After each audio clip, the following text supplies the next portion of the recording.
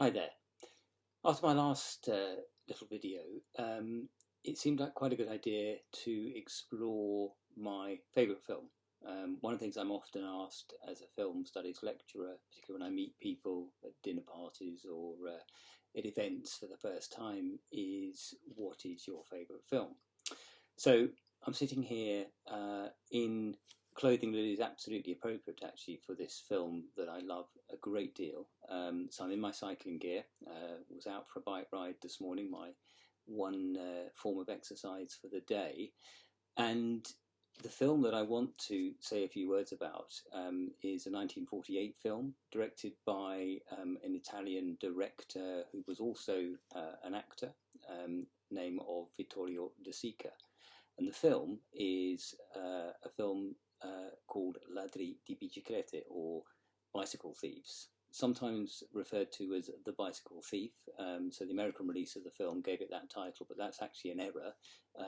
The plural is very clear in the title of the Italian film, and there are quite clear reasons when one watches the film as to why it's necessary that that title is plural. So the film is it's a very well-known film in many ways. It's a very famous film because it forms part of what was known as Italian Neo-Realism. So there are other directors as well as De Sica associated with this particular movement. Perhaps the most famous of those is Roberto Rossellini, and Rome Open City from 1945 is possibly another of the most famous of the films associated with neorealism. One of the things I think that is striking about this particular type of filmmaking that emerges in Italy in this post-war period is its attempt to chart and to capture the nation as it begins to try to recover from 6 years of war, but not only that, an extensive and very lengthy period of fascist rule. So Rossellini's Rome Open City is about the liberation of Rome and involves partisans fighting against the fascists and the German occupying forces. So it's very evidently a film that references the Second World War.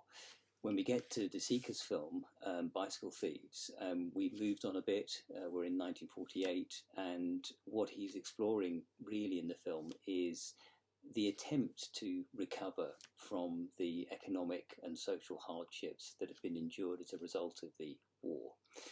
One of the things that's particularly wonderful about the film, certainly for me, is in some ways the simplicity of the story that it tells. So it is about a bicycle. It's about a bicycle that is stolen, and it is about an attempt to then recover that stolen bicycle. But it's about so much more than that. So we, as the audience, inhabit the space of Rome in 1948.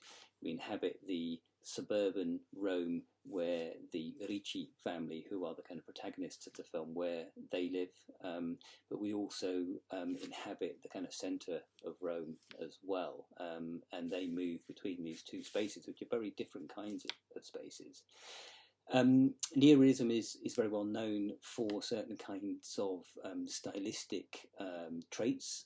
So much of the shooting that takes place is on location. It used many non-professional actors, although all of the main leads, or most of the main leads, are actually quite well-known actors. And it also makes extensive use of the long take. And the film was one that André Bazin, the famous French film critic, championed.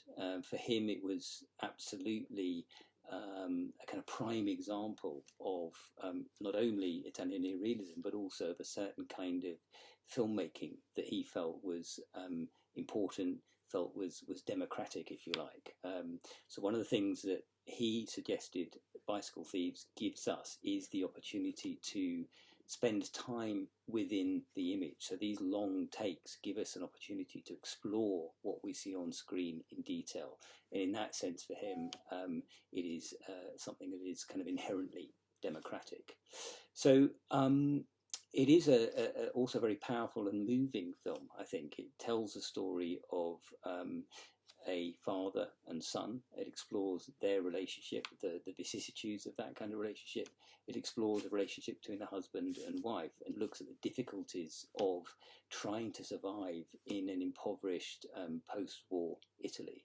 So it captures a lot about, I suppose, people and a particular place at a given moment in time. But it is, I think, not. It is also, I think, a very, very well-made film. So, in some senses, it kind of gives the lie to this idea of something that was inherently natural and easy, because it's actually a very finely crafted film.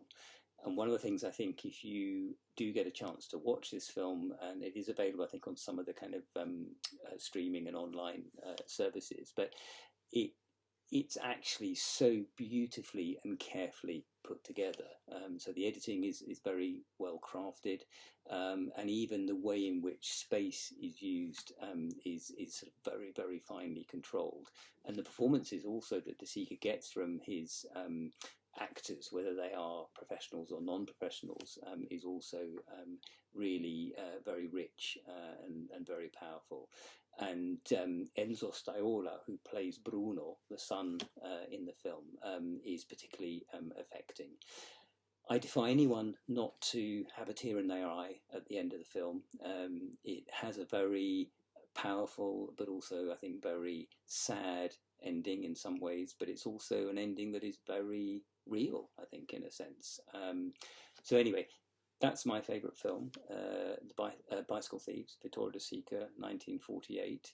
It is one that we showed at the Odyssey some time ago now, actually, I think back in 2018. It is in Italian with subtitles, and should you get a chance to watch it, I definitely urge you to do so. All right, bye.